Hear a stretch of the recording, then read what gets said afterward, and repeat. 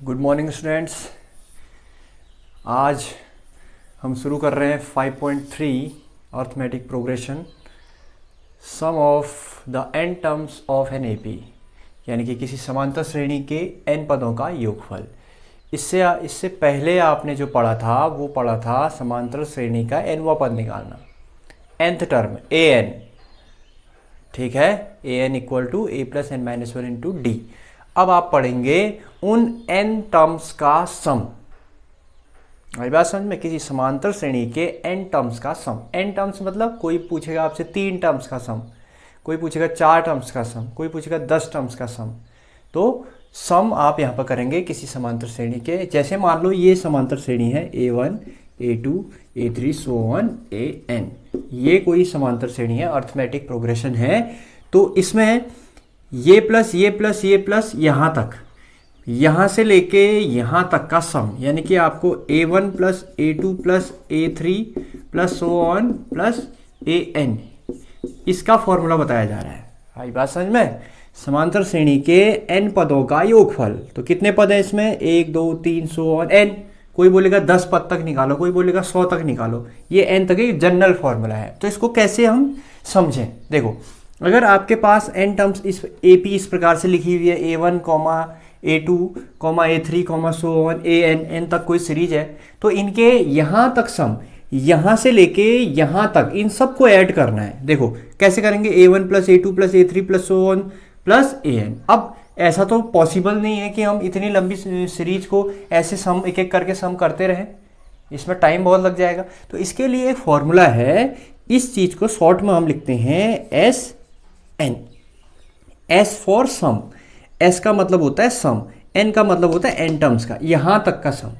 तो ये होता है n/2, यानी कि जितने टर्म्स का सम आपसे पूछा जाएगा। अगर 10 टर्म्स का पूछा जाएगा तो 10/2 हो जाएगा, n की जगह पे 10 आ जाएगा, यहां भी S10 हो जाएगा। आई बात समझ में? तो n/2 2a plus n-1 into d. तो बच्चों ये आपका फॉर्मूला हो गया समांतर श्रेणी के n पदों का योगफल निकालने के लिए, मतलब a1 से लेके an तक सबको जोड़ने के लिए ये फॉर्मूला लगता है। आई बात समझ में? तो अब देखिए इसका मतलब क्या हुआ। इसका मतलब इस तरीके से हम इसको समझ सकते हैं, a1 plus a2 plus a3 so on an। आई बात समझ में? तो इसको आप फॉर्मूले के रूप में ऐसे लिख सकते हैं, Sn equal to n/2 2a plus n minus one into d. तो ये है फर्स्ट इसका मेन फॉर्मूला, ठीक है। अगर मैं आपसे पूछूंगा 5 पदों का योगफल निकालो, S5 लिखेंगे उसको, ठीक है।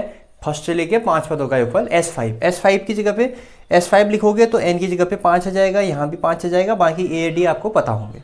अब देखो, जब आपको इसी चीज को हम ऐसे भी लिख सकते हैं, Sn इक्वल टू n/2, ये 2a को क्या लिख सकते हैं, a प्लस a लिख सकते हैं, नहीं लिख सकते हैं, फिर ये प्लस है ये वाला, बाकी ये ऐसे ही रहेगा, n-1 इंटू डी।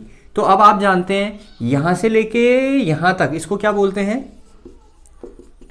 हाँ क्या बोलते हैं, an। ये तो a हो गया, फिर a plus n-1 into D, इसको यहां से लेके यहां तक क्या होता है, an। तो ये देखो अगला फॉर्मूला ये बन गया नंबर 2।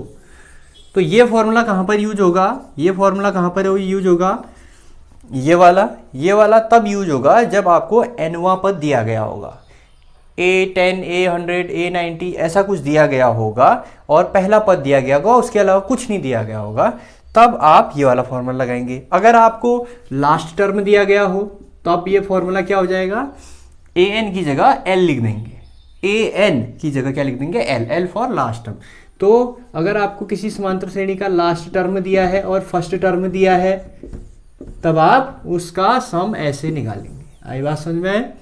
क्या कहा मैंने, जब आपको किसी समांतर श्रेणी का लास्ट पद दिया गया हो, ठीक है, और पहला पद दिया गया हो, पदों की संख्या दी गई हो n, तो ऐसे निकालेंगे। जब आपको समांतर श्रेणी में क्या कहे, पदों की संख्या तो पता ही है, nवां पद बोलेगा तो जोवां पद बोले, 10वां पद बोलेगा तो a10 हो गया, a10, ठीक है। यहाँ पर आपको दिया गया है n तो 10 हो गए, a आपको दिया गया होगा, ये वाला रखेंगे।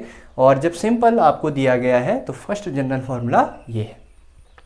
तो ये था किसी समांतर श्रेणी के n पदों का योगफल का सूत्र। तो आप फिर से मैं बता रहा हूँ, n पदों का योगफल का मतलब होता है जैसे ये a1 a2 a3 so on an तक कोई सीरीज है तो a1 plus a2 plus a3 plus so on an तक, यानी कि a1 से लेके an तक इन सब को जोड़ देना है। तो ऐसा तो इम्पॉसिबल है, हम एक एक करके जोड़ेंगे, बहुत समय लगेगा। तो उसके लिए ये फॉर्मूला है, ये चीज़ करने के लिए ये फॉर्मूला है। आप ये नहीं करेंगे बल्कि ये करेंगे। तो Sn equal to n/2 2a plus n minus 1 into d, ये हो गया। अगर आपको an दिया है, a दिया है, n दिया है तो ये हो गया। लास्ट टर्म दिया है, फर्स्ट टर्म दिया है, n दिया है तो ये हो गया। तो ये 3 फार्मूले मेन फार्मूले हैं, इसको आप ध्यान रखेंगे। और फिर से मैं आपको बता देता हूँ, Sn होता है sum of n terms of an AP। तो S का मतलब होता है सम और ये n का मतलब होता है number of terms of an AP, किसी AP के पदों की संख्या। और Sn का मतलब हो गया उतने पदों का सम। तो आप पहले फॉर्मूले को समझिए, 2-3 बार प्रैक्टिस करिए, उसके बाद आप एक्सरसाइज में जाइए और एक्सरसाइज बनाइए।